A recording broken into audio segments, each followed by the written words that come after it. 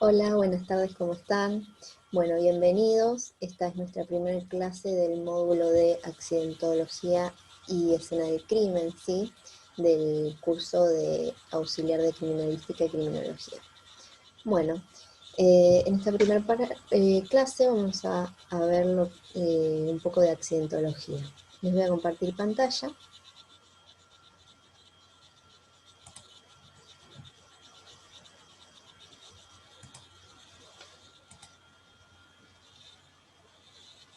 Bien, acá estamos. Vamos a ver acá.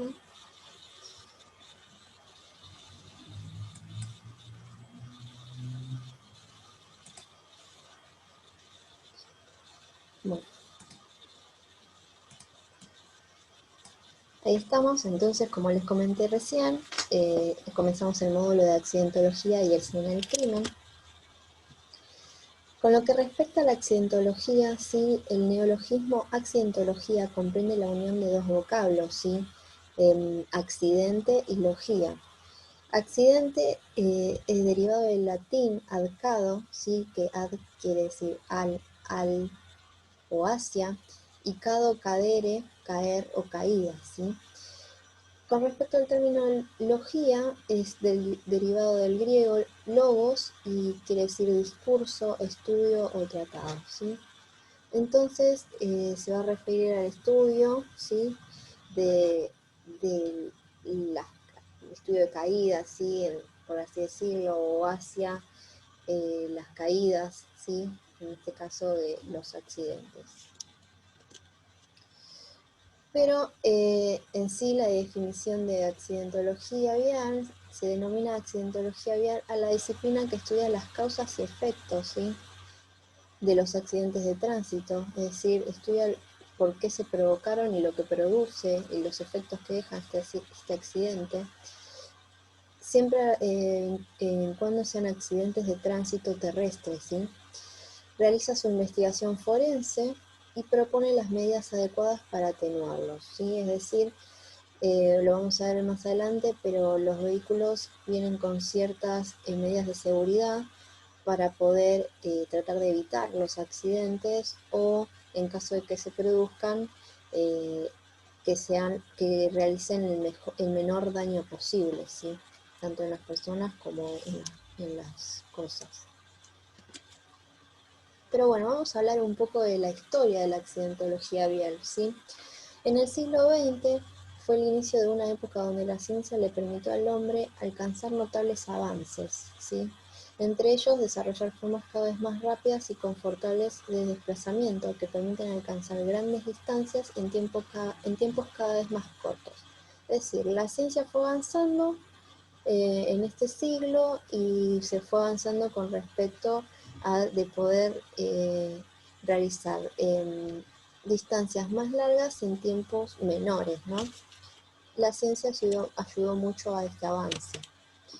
En ese marco, la industria automovilística diseñó vehículos con mayor tecnología y posibilidad de circular a altas velocidades, cuya adaptación no siempre es la óptima a la infraestructura vial, a la legislación específica y puntualmente a la educación e idiosincrasia de los pueblos, ocasionando un índice cada vez mayor de siniestros viales con las consecuencias conocidas como muertes, lesiones y daños a la propiedad. Es decir, la ciencia fue más rápido y avanzó más que la sociedad en sí, o que la legislatura de esa sociedad, o que la misma infraestructura de las ciudades, ¿sí? Es decir, los vehículos no,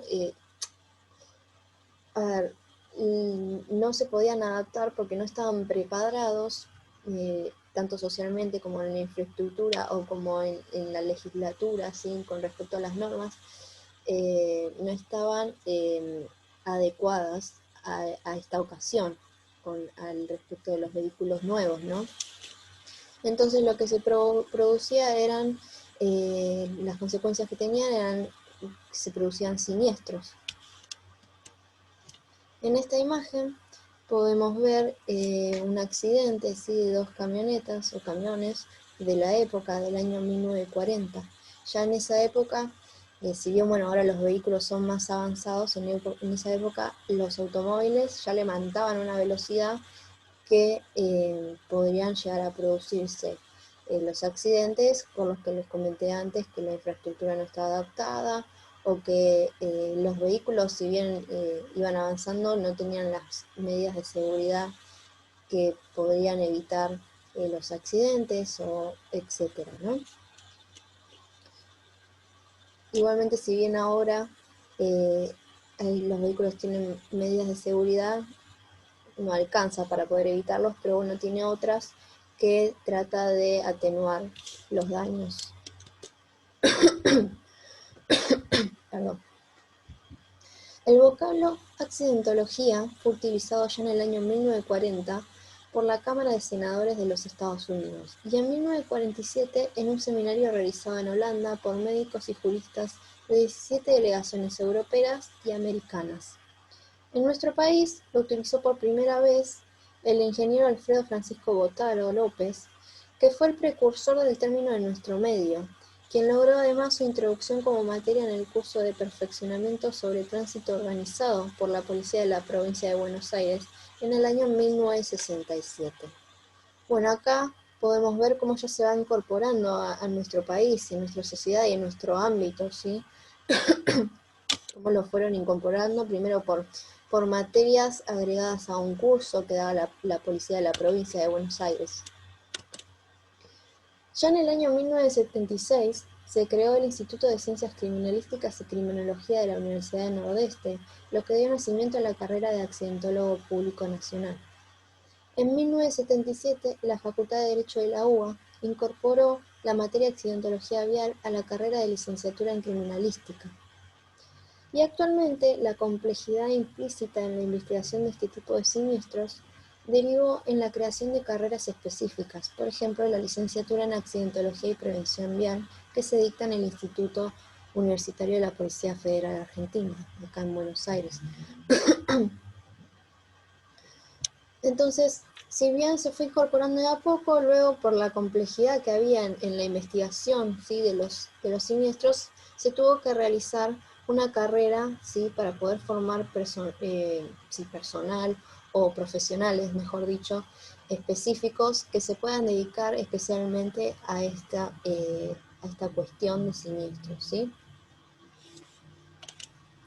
En la década del 60, y ante el crecimiento exponencial de los índices de siniestralidad y la necesidad de la consecuente investigación a cargo de personal especializado, la Policía Federal Argentina creó la División de Accidentes Viales, que a fines de la década del 90 se transformó en la actual División de Ingeniería Vial Forense. Esto es lo mismo, por el avance que se fue realizando, si bien se había formado profesionales, igualmente en la investigación era muy necesario crear esta división que se especifique concretamente en la accidentología vial, ¿sí?, dentro de la fuerza. Bien, entonces ahora pasamos a lo que es accidente de tránsito, ¿sí? Un accidente de tránsito es un suceso o desencadenamiento de sucesos. El mismo es inesperado, impremeditado e indeseado, ¿sí? Uno no se espera tener un accidente de tránsito y tampoco lo desea. Generalmente tiene consecuencias desagradables como son lesiones a las personas y o daños a las cosas. En las imágenes se puede observar que se produjo un accidente de este automóvil con esta motovehículo, ¿sí?, y el mismo causó un herido que producto del accidente, ¿no? Y en en esta imagen se puede observar, acá no se observan lesionados como personas o heridos, pero se puede observar daños a la propiedad, sí, daños a las cosas, como por ejemplo los daños, bueno, en el anterior también se observaban daños en los vehículos, pero en esta se observan daños notables, sí, grandes daños en el vehículo, y también le produjo daños al árbol, ¿sí? En la imagen no se puede ver si hay algún lesionado, pero lo que podemos visualizar en esta imagen es eso. Y esta persona colisionó sola contra contra el árbol, ¿no? Bien, un accidente es una situación dinámica que implica un encadenamiento de circunstancias y sucesos que culminan en el hecho. Pero esto no quiere decir que esté predeterminada la ocurrencia del accidente, ya que, aunque si se da la idéntica repetición de todas las circunstancias y procesos, se producirá idénticos resultados. Pero sin embargo, la variación de alguna de las circunstancias o sucesos aludidos en el entorno de inmediatez del accidente lo habría modificado e inclusive podría haberlo evitado. Es decir, un accidente, sí, bueno, como veíamos, es una situación dinámica que implica un encadenamiento de circunstancias y sucesos que culminan o finalizan en el hecho. Si se dan los mismos sucesos, o sea, si ocurren los mismos sucesos en el accidente, son idénticos, ¿sí? Se repite estos procesos, puede ser que, o sea, se va a producir el mismo resultado, ¿sí? Pero puede ser que si varía algún factor, ¿sí? De este suceso, puede ser que se den resultados diferentes, o sea, que los mismos se encuentren modificados, o también puede darse que se evite el accidente, ¿sí? Con respecto a la reconstrucción o análisis del accidente, solo es necesario estudiar un intervalo temporoespacial acotado en el momento del mismo. Un intervalo temporoespacial se refiere a un tiempo determinado y un espacio determinado, ¿sí? Es decir, a los efectos accidentológicos, no es importante determinar si el conductor retrasó el comienzo de su viaje por haber tomado unas copas, sino si en instantes previos al accidente su aptitud para reaccionar adecuadamente estuvo afectada por el alcohol. Por ende, sí es importante, obviamente, tener en cuenta si esta persona tomó alcohol, pero para la investigación del hecho, es importante saber si afectó sus facultades, ¿sí? De reaccionar ante un siniestro, ¿sí? Sus facultades de reacción, ¿sí? Ya que estamos hablando del tema de alcohol, ¿sí? Con respecto a la conducción, podemos decir que el límite de alcohol en sangre, ¿sí? Es un dato para tener en cuenta, permitido en conductores de vehículos particulares es de 0,5 gramos por litro de sangre, ¿sí? Que se diferencia del límite de alcohol en sangre permitido de conductores profesionales, que es de 0,0 gramos por litro, es decir, ni un gramo ni nada, eh, ni un poquito de alcohol es permitido para los conductores que tienen licencia profesional, ¿sí? El entorno temporoespacial del accidente está en primera instancia y a los efectos de su análisis y reconstrucción se encuentra limitado, ¿sí? Se encuentra limitado previamente por los instantes sitios desde donde los protagonistas tuvieron la primera oportunidad de percibir el riesgo, ¿sí? Por los instantes sitios son los momentos y el lugar, si se refiere al momento, cuanto a tiempo, y al lugar desde donde los protagonistas tuvieron la primera oportunidad de percibir el riesgo. Y luego del accidente, por los instantes sitios donde se alcanzó la situación de reposo o estabilidad. Bien, entonces hay que tener en cuenta los momentos previos, ¿sí? al ocurrido del siniestro, que es cuando los protagonistas perciben, ¿sí? El riesgo, y también el análisis luego del accidente, cuando ya el vehículo se quedó en una posición final y ya se terminó el siniestro, ¿sí?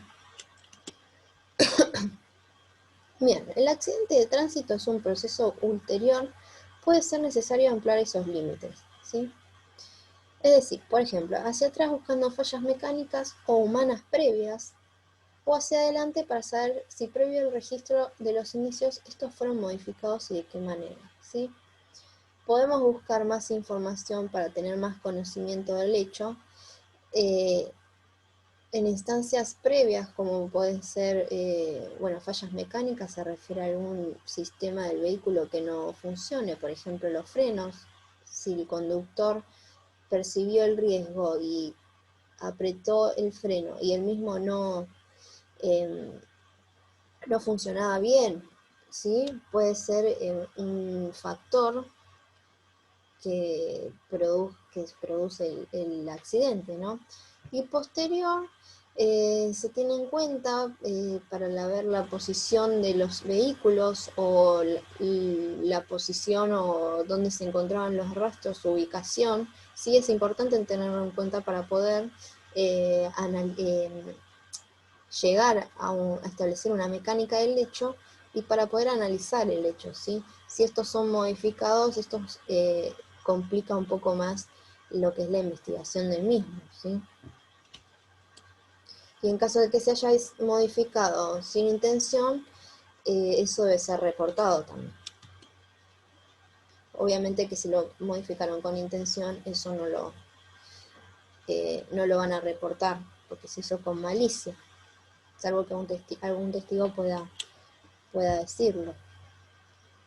Bien, ahora vamos a ver lo que es la diferencia entre accidente de tránsito y siniestro vial, ¿sí? Un accidente de tránsito no es un hecho fortuito, por lo tanto no es adecuado decir el término accidente, ya que no puede ser asociado a la buena o mala suerte o fortuna de sus implicados. Por lo tanto, a todas aquellas colisiones derivadas de la circulación vial se las debe denominar siniestro vial, ya que es el resultado de la causalidad y no la casualidad. Entonces, no está bien decir accidente de tránsito, sino que lo que corresponde decir es siniestro vial, porque un accidente se encuentra, como bien se dice acá, asociado a la mala suerte, ¿sí? Y un accidente o un siniestro no sea por mala suerte, sino que hay una causa o un factor que lo provoca.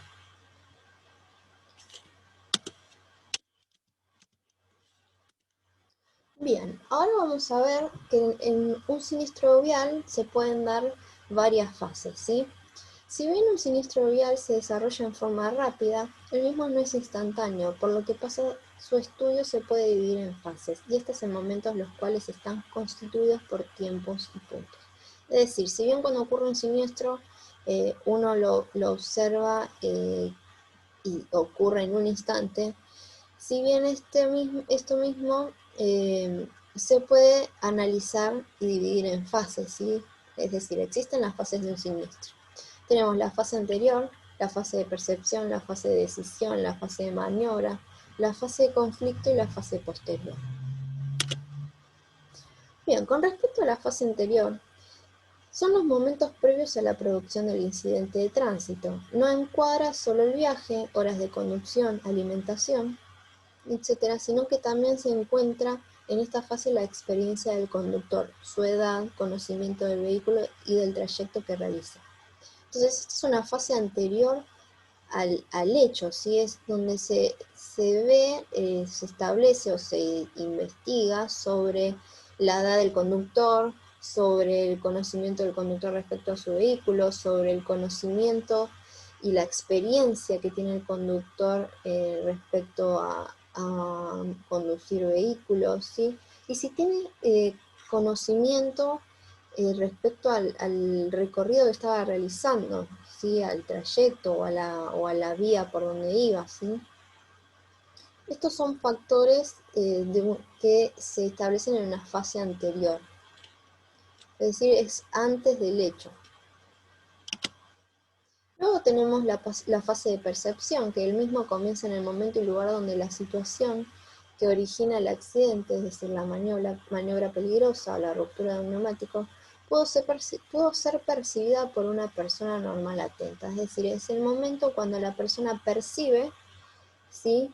Que se puede originar el accidente, ¿sí? O el siniestro. Luego tenemos la fase de decisión, que viene después de la percepción, porque la persona ahí percibe que se puede producir el siniestro y entonces ahí decide qué realizar. Entonces dice, comienza en el momento de percepción real, ¿sí? Y finaliza en el momento y lugar en que el conductor reacciona ante la situación de riesgo. En ella es importante el tiempo y la distancia de reacción, debido a la rapidez que se produce un siniestro. Esta fase puede existir o no. Entonces, comienza en el momento de la percepción real, o sea, cuando el conductor se dio cuenta realmente y ahí pensó y tomó la decisión de realizar una maniobra, ¿sí? Y es decir, encima, dice, finaliza en el momento y el lugar en que el conductor reacciona, ¿sí? Cuando este decide realizar la maniobra, pero este la decide, pero tiene que reaccionar. Entonces, desde el, desde que él decide hasta que reacciona, hay un tiempo, ¿sí? Y una distancia que debido a la rapidez que se produce el siniestro, esta fase se puede dar o no. La persona a lo mejor percibe el riesgo, ¿sí? del siniestro, pero no llega a pensar y a tomar una decisión antes, ¿sí? Se produce. Luego de la fase de decisión tenemos la fase de maniobra, ¿sí? Esta se produce cuando, una vez percibido el peligro, el conductor realiza o no una acción destinada a evitar el accidente. Esta maniobra puede ser activa, es decir, hacer algo por uno mismo, disminuir la velocidad, detenerse, girar, o pasiva, donde intenta advertir al otro, tocar la bocina, prender o hacer señas de luz, ¿sí?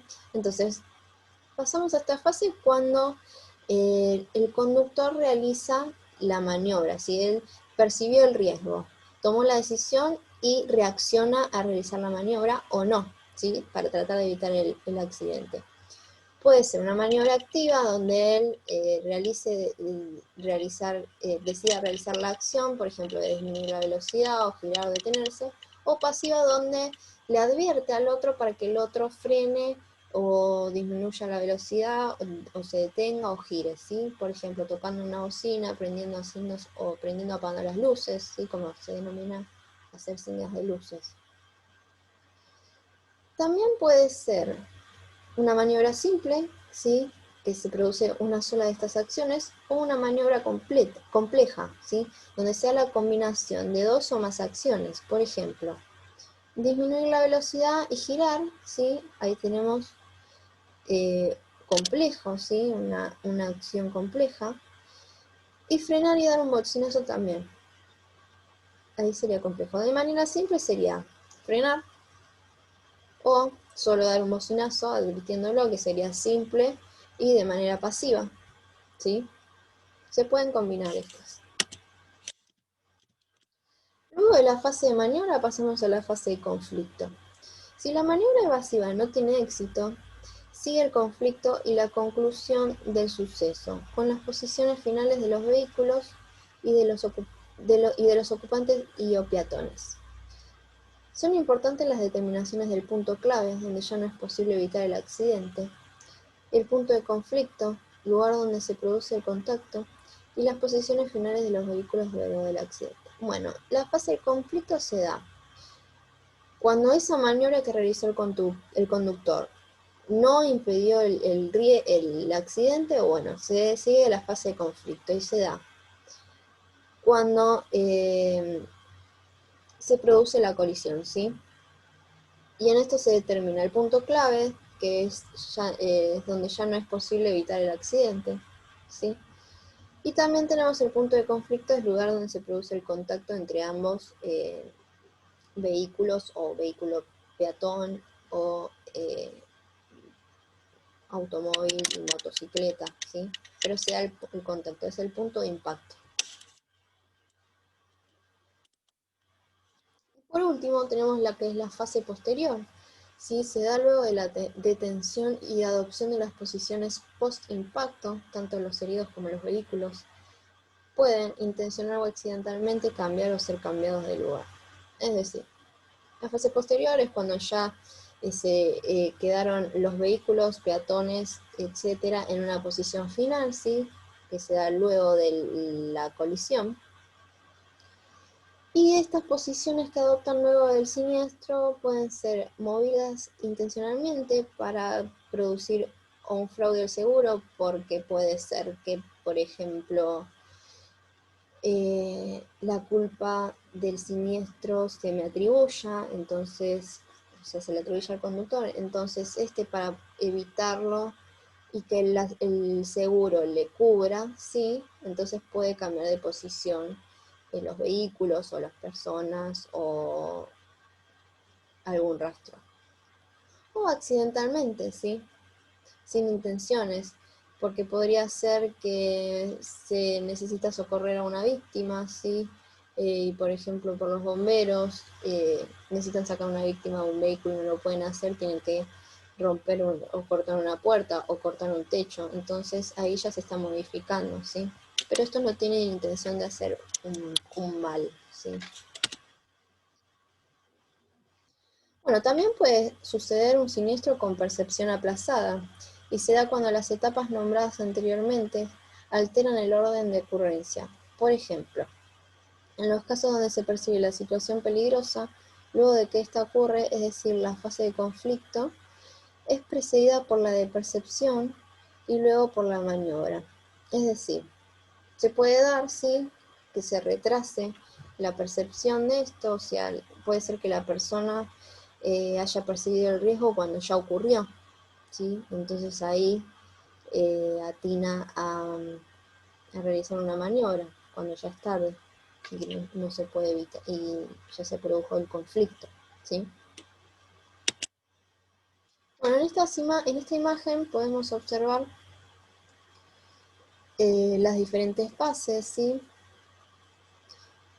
Tenemos el vehículo azul y el vehículo rojo.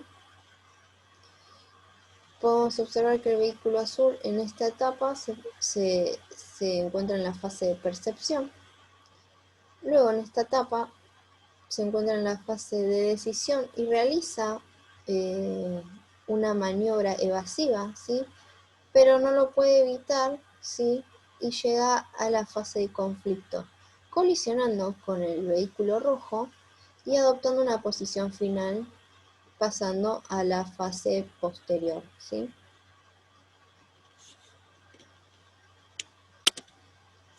Acá tenemos otro ejemplo, donde se puede observar el vehículo A o de color verde y el vehículo B o de color rojo. En este caso se puede ver que el vehículo B quiere traspasar a este otro vehículo que se encuentra por esta mano y se cruza a la mano contraria del vehículo A, ¿sí? Entonces, el vehículo A en esta área se encuentra en la parte de percepción, ¿sí? De acá hacia acá, porque acá percibe el riesgo que ve que el vehículo B se pasa a su mano. De acá hacia acá, el vehículo B tiene la fase de percepción, ¿sí?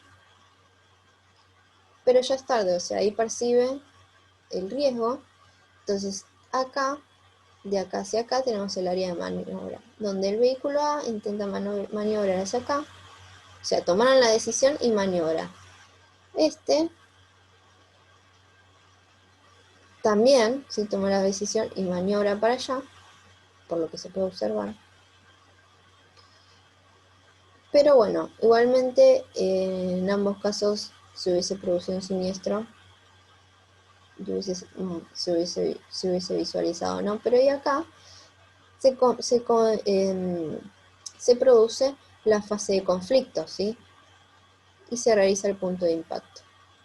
En este caso no se puede observar una posición final, por lo que no se puede establecer una fase posterior, ¿no? Bien, con respecto a los vehículos, ¿sí? Los mismos, como les comenté, vienen de fábrica con medidas de seguridad, ¿sí? Tanto para evitar un siniestro o como para que en el caso de que el mismo se produzca, atenuar los riesgos, ¿sí? Y las consecuencias que se pueden producir por el mismo.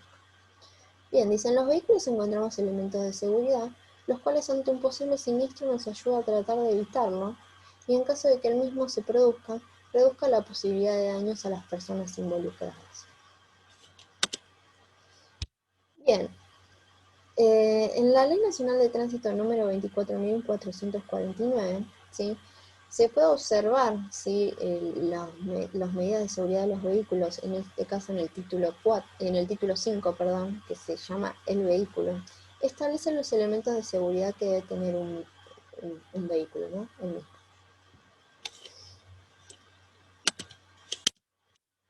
Bien, los tipos de seguridad que tiene el vehículo son seguridad activa y seguridad pasiva, ¿sí?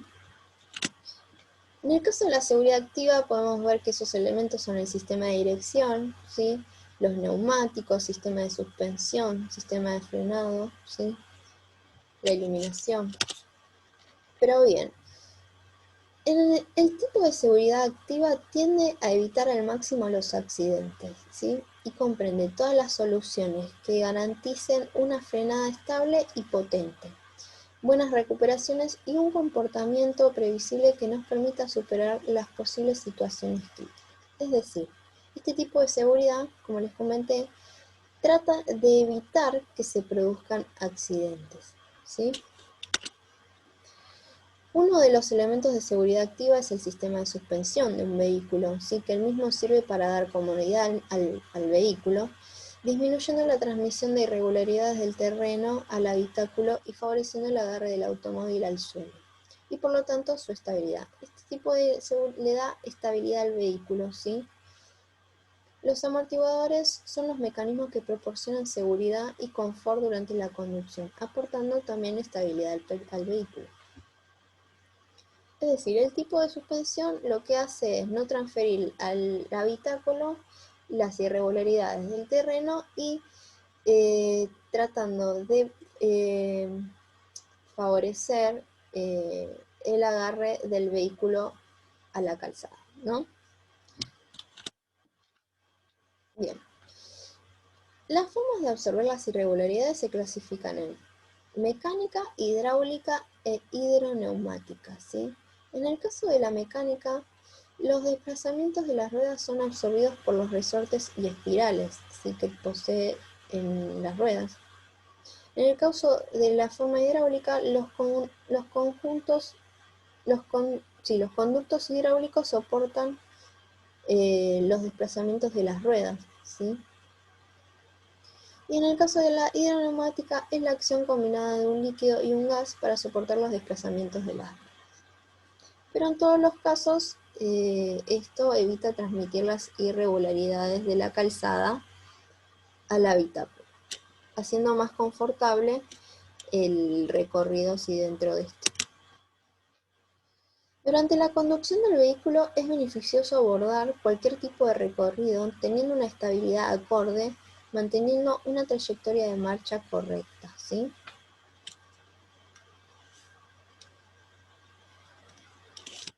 Eso es bueno el sistema de suspensión porque le da estabilidad al vehículo, ¿sí? Teniendo un recorrido correcto o un buen recorrido sobre el trayecto. Bien, se pueden detectar fallas en los amortiguadores, ¿sí? Una primera mirada solo permite establecer si los mismos presentan pérdida de aceite y determinar si es necesario reemplazarlos.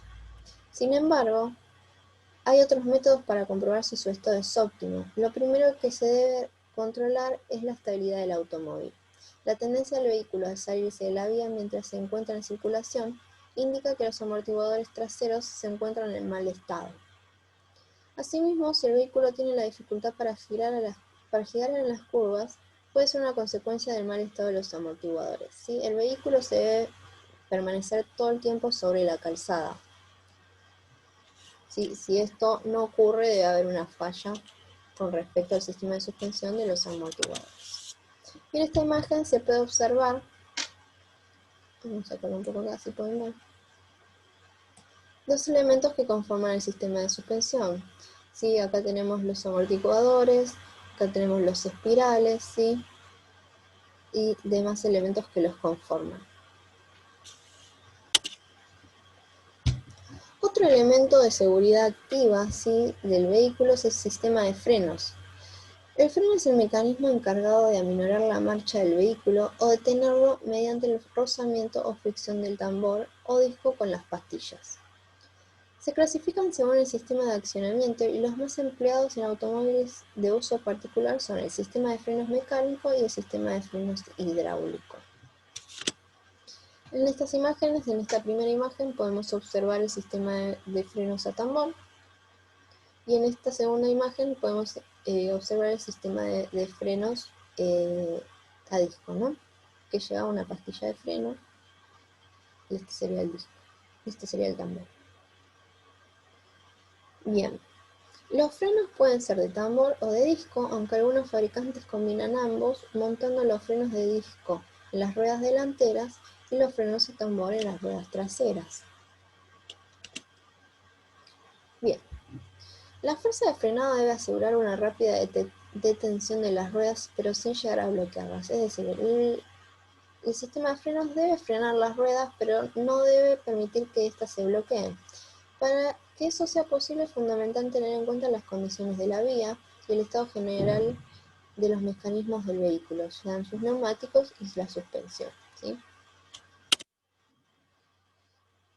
Tenemos en el sistema de freno está el sistema antibloqueo de ruedas, ¿sí? El sistema llamado ABS, ¿sí? El freno ABS optimiza la frenada y garantiza la gobernabilidad de la dirección en condiciones críticas. Es decir, esto garantiza que el vehículo frene y que evita que las ruedas se bloqueen, ¿sí? Pudiendo así manejar la dirección del vehículo en condiciones críticas, como dije acá. Bien, el sistema ABS de freno funciona a través de un sistema electrónico de control con 3 fases cíclicas, es decir, tiene 3 fases. Cuando termina la tercera, comienza nuevamente a la primera fase. Ese es un ciclo cíclico, ¿no? Es un ciclo. Se repite constantemente. Bien, la primera fase es el aumento de la presión en el circuito hidráulico. La segunda fase es mantener esa presión del circuito hidráulico, y la tercera fase es la disminución de la presión en el circuito hidráulico. Luego de terminada esta fase, comienza de nuevo con el aumento de la presión en el circuito hidráulico, ¿sí? En el uso cotidiano del automóvil, se acostumbra a pisar el freno teniendo en cuenta la disminución de la velocidad que se quiere conseguir. La circulación por rutas que se encuentran en buenas condiciones contribuye a la disminución del problema, ya que posibilita varias veces el uso del freno previamente al bloqueo de la rueda, con la consiguiente pérdida de direccionalidad del vehículo. Bien, al conducir por una vía en malas condiciones o con neumáticos que no se encuentran en el estado adecuado, es necesario mantener mayores precauciones. Hay que estar más alertos, ¿sí? Si yo veo que la calzada o las condiciones del lugar de donde estoy conduciendo son malas, o si soy consciente de que mis neumáticos están mal, ¿sí? En el caso de que nos encontremos frente a situaciones que no esperemos y se dé una frenada de emergencia o una mala adherencia del neumático, difícilmente se pueda controlar el vehículo teniendo las ruedas bloqueadas, ¿sí? Por eso tenemos este sistema que evita que se bloqueen las ruedas, produciéndose un alargamiento de la frenada y la posible pérdida de la maniobra. Es decir, si las ruedas, en el caso que las ruedas se bloqueen, la frenada va a ser mucho más larga, ¿sí? Y puede provocar que pierda el control de la maniobra y bueno, ahí se produzca el siniestro, ¿no? Esta situación se puede dar porque las ruedas patinan durante la frenada y el neumático no puede controlar las fuerzas que actúan sobre él. Bien, otro sistema que tenemos dentro de la seguridad activa es el sistema de dirección, ¿sí? La dirección orienta las ruedas a voluntad del conductor con precisión y suavidad e influye directamente en la estabilidad del vehículo. Uno, por medio del volante y demás elementos que constituyen el sistema de dirección, puede direccionar, ¿sí?, o dirigir el vehículo hacia donde el conductor desee, ¿sí? Bien, en el caso de que la dirección sea asistida, el esfuerzo sobre el volante se produce a través de un sistema hidráulico que realiza la mayor parte del trabajo necesario para girar la dirección. Es decir, este sistema hidráulico hace la fuerza y el conductor, por ende, eh, realiza menos esfuerzo al girar al girar el volante y direccionar el vehículo. Los sistemas de dirección servoasistida permiten hacer menos esfuerzos en el volante a la hora de maniobrar el auto cuando el mismo se encuentra parado, ¿sí? y mantiene una dirección correcta cuando circulamos a altas velocidades. También estos sistemas de dirección pretenden asegurar un perfecto control del vehículo, incluso en condiciones límites, como lo pueden ser coeficiente de roce diferente para las ruedas delanteras o variaciones rápidas de ángulo de giro. Es decir, es más fácil controlar un vehículo con este sistema en caso de que se produzca en alta velocidad algún roce o alguna variación rápida de un ángulo de giro. Cuando uno va a girar, sí, se hace una variación rápida, entonces esto pretende que el conductor pueda controlarlo mejor, ¿sí? Controlar mejor el vehículo. Bien, las presiones de trabajo del sistema hidráulico se calibran para que quienes estén al volante sientan constantemente un alto grado de adherencia de los neumáticos con la calzada, ¿sí? Permitiendo de esta manera un alto grado de seguridad. Es decir, también le da seguridad al conductor sintiendo que los neumáticos se encuentran adheridos a la calzada. Bien, acá podemos observar los elementos que componen el sistema de dirección, ¿sí? Este es un sistema hidráulico, ¿sí? Y esto es la cremallera, lo que se va moviendo dependiendo de la dirección que le dé el volante, al igual que las ruedas. Se pueden dar cuenta que todos estos sistemas se encuentran relacionados uno con otro, ¿sí? En cuanto a su funcionamiento también. Otro sistema de seguridad activo es el de los neumáticos, ¿sí? Los neumáticos son uno de los elementos básicos de la seguridad activa, y estos deben desarrollar y garantizar las máximas prestaciones posibles. Se requiere una amplia gama de condiciones dinámicas en su diseño y construcción, debido a las exigencias de este componente para su servicio, ¿sí? Debe estar en perfectas condiciones un neumático para circular. Las ruedas son el último eslabón de transmisión de movimiento en el vehículo y su punto de apoyo es el suelo. La presión y el estado del dibujo son factores a tener en cuenta para contar con la absoluta garantía de que el neumático cumple correctamente con su función. Entonces debe tener una presión adecuada, ¿sí? Y el dibujo de la misma debe ser también adecuada, no debe estar desgastado, porque eso puede ocasionar problemas al momento de circular. La profundidad del dibujo debe tener como mínimo 1,6 milímetros, ¿sí? Acá se puede observar cómo se mide para obtener la medida, aunque es más conveniente no bajar de los 2 milímetros. Una profundidad inferior compromete el agarre y sobre el pavimento mojado puede producir aquaplaning. Acá en esta imagen se puede observar, por ejemplo, a 8 milímetros este neumático tiene un buen agarre contra el suelo y no deja que pase el líquido. Ya 3 milímetros tiene menos agarre, ¿sí? Y pasa un poco de líquido. Ya 1,6 milímetros, si bien se puede tener como mínimo, pero no es lo recomendable, ya se puede producir lo que se denomina aquaplaning, ¿sí? Que el líquido pasa por debajo de la rueda y este no tiene agarre ni adherencia al suelo, entonces pierde el control. Bien, pasamos entonces a los elementos de seguridad pasiva, ¿sí? Que son los otros elementos que tiene el vehículo. Por ejemplo, un reposacabezas o un apoyacabezas, cinturón de seguridad, airbag, asientos, paragolpes, carrocería del vehículo, ¿sí? Son elementos de seguridad pasiva. Los que componen estos tipos de seguridad reducen al mínimo los daños que se pueden producir cuando el accidente es inevitable. Es decir, cuando ya veo que el accidente no se puede evitar, tengo estos elementos de seguridad pasiva que actúan, ¿sí? Cuando esto se produce, ¿sí? Tratando de evitar daños mayores. Esos elementos de seguridad, como les nombré, pueden ser el airbag, cinturones de seguridad y apoyacabezas, columnas de dirección articulada, volante con absorción de energía, pedalera colapsable, asientos, etcétera, etcétera. Silla portabebé también. Bien.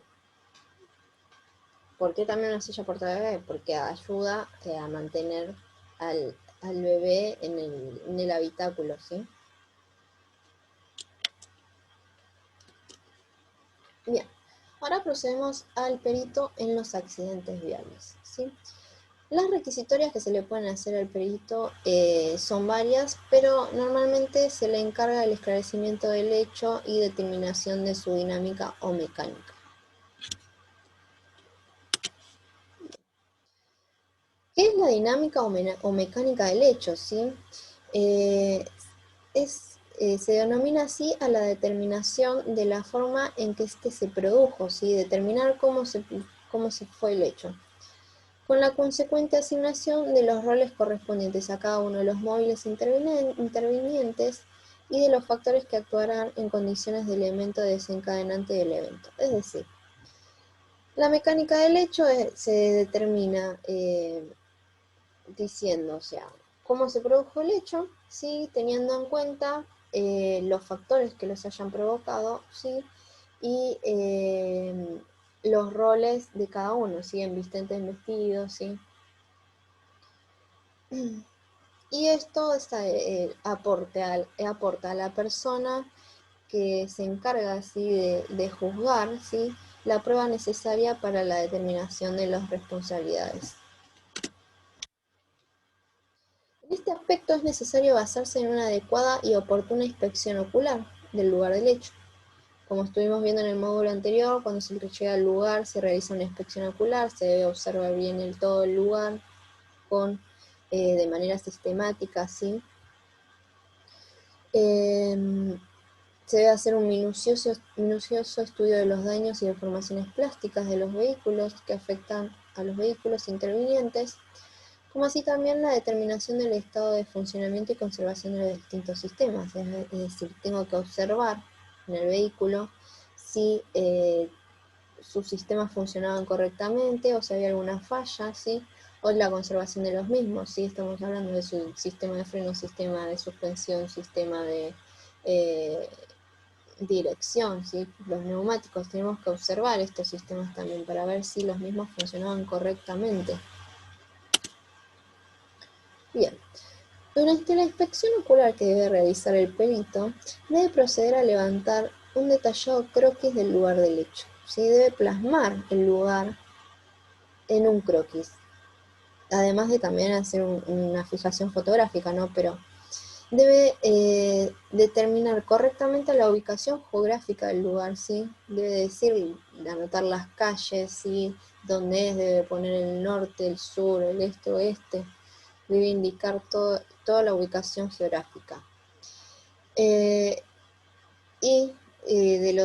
Una ubicación geográfica también de si hay un impacto secundario, ¿no? Debe ubicar la posición final de donde quedaron los vehículos, ¿sí? Las medidas correctas de la zona, de cada, cuánto mide la calle, cuánto mide la vereda, todas las medidas necesarias, ¿sí? La ubicación de los medios de señalización y de control de tránsito, observar si hay semáforos, si hay señalización de manera vertical, señalización de manera horizontal sobre la calzada, todo esto lo tengo que dejar registrado, si hay una correcta iluminación artificial, por ejemplo, si era de noche, o si era de día, o si el clima estaba lluvioso, ¿sí? O si, por ejemplo, a tal hora el sol reflejaba sobre el conductor, no dejándolo visualizar bien, ¿sí? Todas esta observación debe estar en el croquis y debe estar registrado también.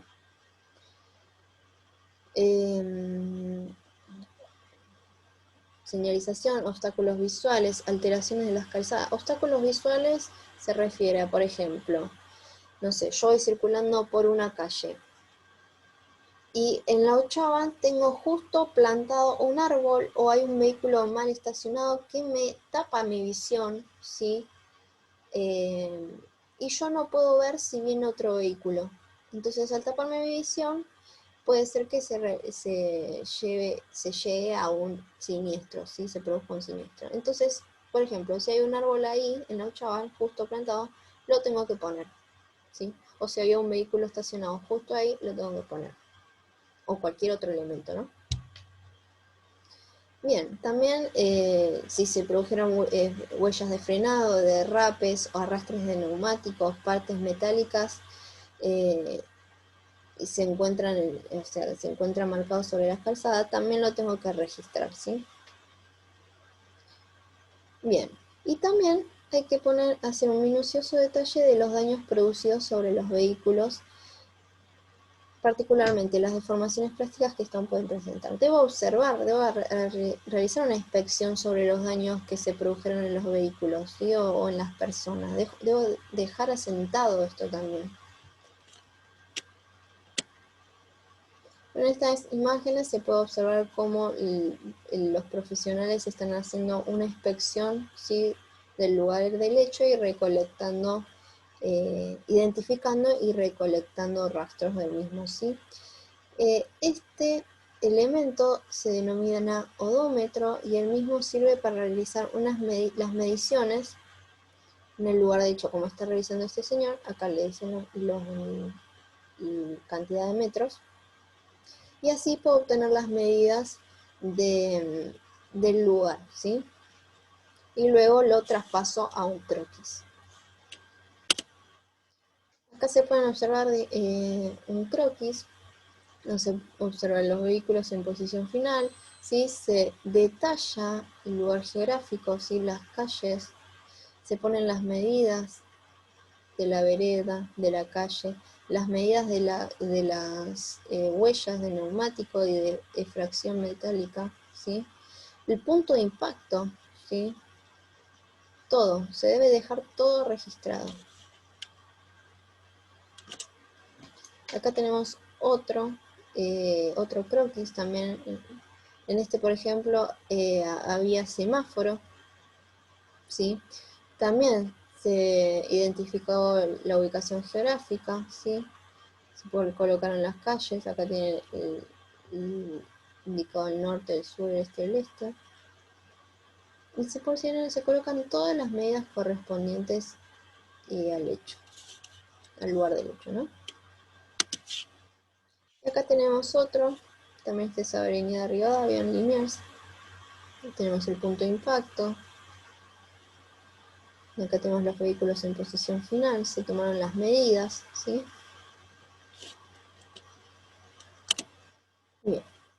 Con respecto a la determinación de la dinámica o mecánica del hecho, el adecuado análisis de los datos, comprobaciones y determinaciones efectuadas en el lugar, ¿sí? O sea, yo realicé una inspección ocular, recogí datos, ¿sí? Realicé comprobaciones y determiné